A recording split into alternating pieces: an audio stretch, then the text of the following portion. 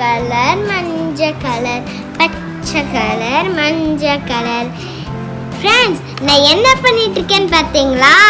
இப்போ நான் பச்சை கலரு அப்புறம் மஞ்சள் கலரில் 2 பொம்மைங்களை வச்சுருக்கேன். இந்த பொம்மையை வச்சு தான் உங்ககிட்ட இன்னைக்கான சமையலை பற்றி சொல்ல போகிறேன்.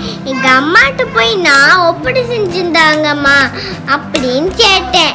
அம்மா என்ன சொன்னாங்கன்னா, பச்சை கலர் ஒப்பிட்டு வேணுமா மஞ்சள் கலர் ஒப்பிட்டு வேணுமான்னு கேட்டாங்க. நான் யோசிச்சேன். அப்புறமேலு நான் சொன்னேன் 2மே செஞ்சுட்டாங்கம்மா அப்படின்னு சொன்னேன். இப்போ அது எப்படி செய்யறதுன்னு தான் நான் உங்களுக்கு சொல்லித்தரேன். எனக்கு ஆல்ரெடி எப்படி ஒப்பிட்டு செய்யறதுன்னு தெரியும். வாங்க எப்படி செய்யறதுன்னு பார்க்கலாம்.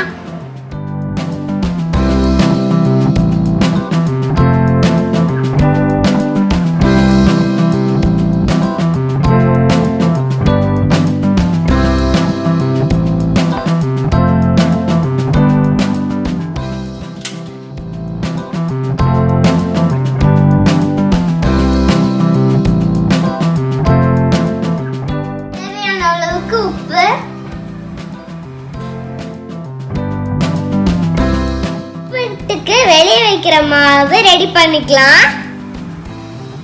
1 கப் மைதா மாவு, 1/2 ஸ்பூன் உப்பு,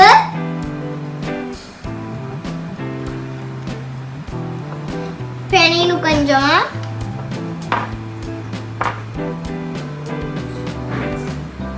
தண்ணி,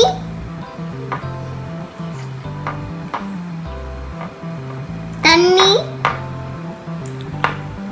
தண்ணி தண்ணி கொஞ்சம் கொஞ்சமா ஊத்தணும்.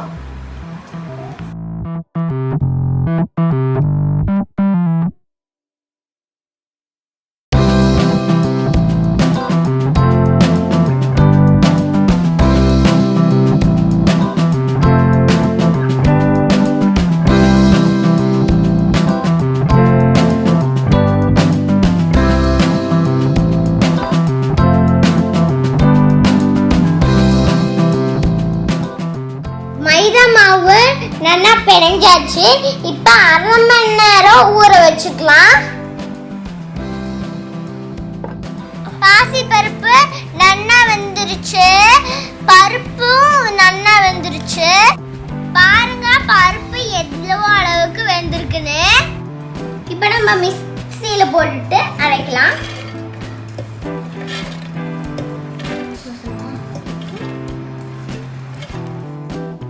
1 கப்புக்கு தேவையான அளவு ஏலக்காய் பவுடர்,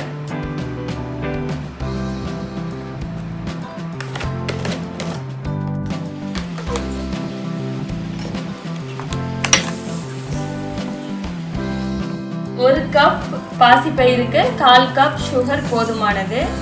உங்களுக்கு தேவைப்பட்டா சுகர் இன்னும் கொஞ்சம் கூட சேர்த்துக்கலாம். இப்போ நம்ம அரைச்சுக்கலாம்.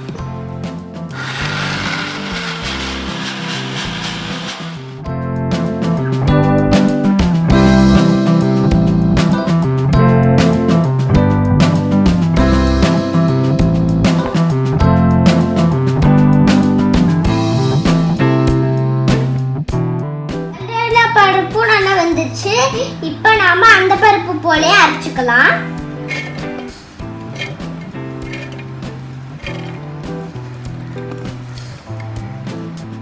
சுகரும் ஏலக்காயும் போட்டுக்கலாம்.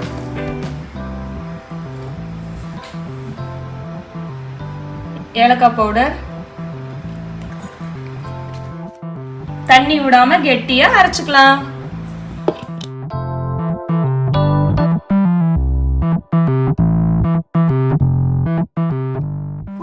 ரெடி ஆயிடுச்சு. எனக்கும் அம்மாவுக்கும் ஒரு சின்ன போட்டி நாங்க வச்சிட்டு இருக்கோம். சின்ன சின்ன உருண்டையா புடிச்சு எடுத்துக்கலாம்.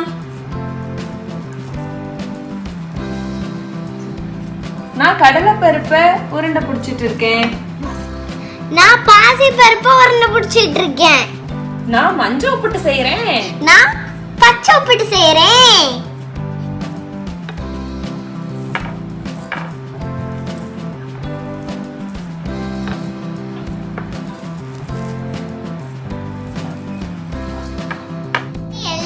ரெடி ஆயிடுச்சு.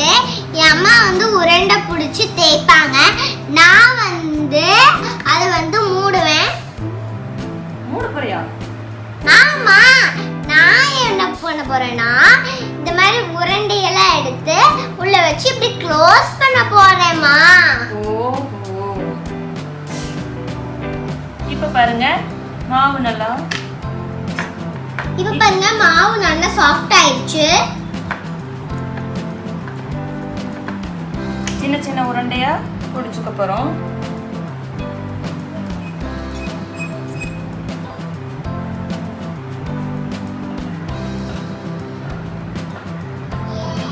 வரமாவு தடவி தேய்ச்சிக்கலாம்.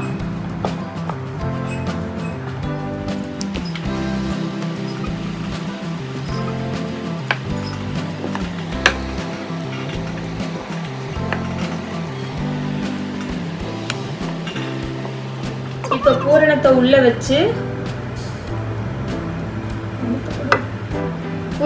வச்சு க்ளோஸ் பண்ணிக்கலாம்.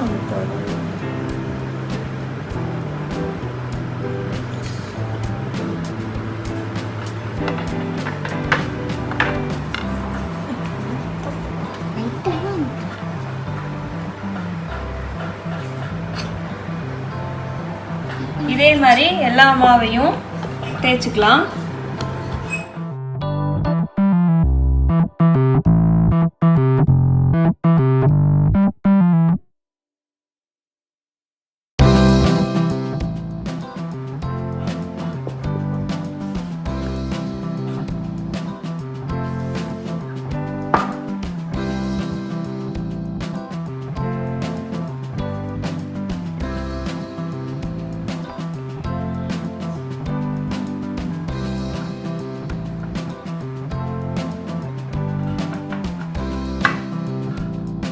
இப்போ உருண்டையெல்லாம் ரெடி பண்ணியாச்சு. இப்போ நம்ம தட்டி தோசை சட்டியில போட்டு பொரிச்சு எடுத்துக்கலாம்.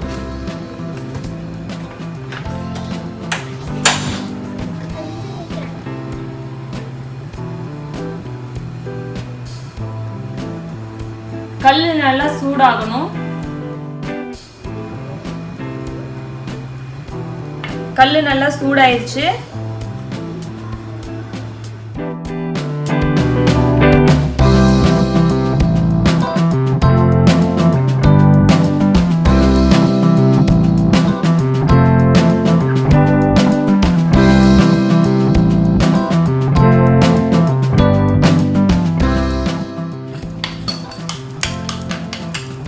இப்போ கொஞ்சம் எண்ணெய் ஊத்திக்கலாம். லைட்டா எண்ணெய் விட்டுக்கலாம் எல்லாத்துக்கும்.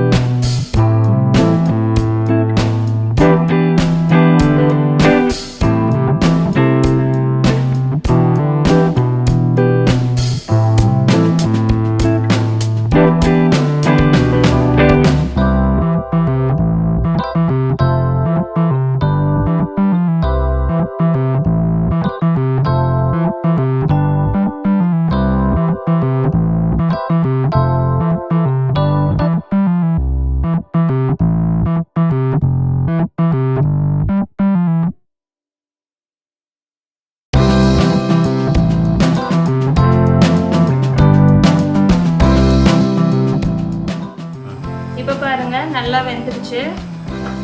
கொஞ்சம் உள்ள இருக்க பூரணம் வெளியே வர்றதுக்கு சவுண்ட்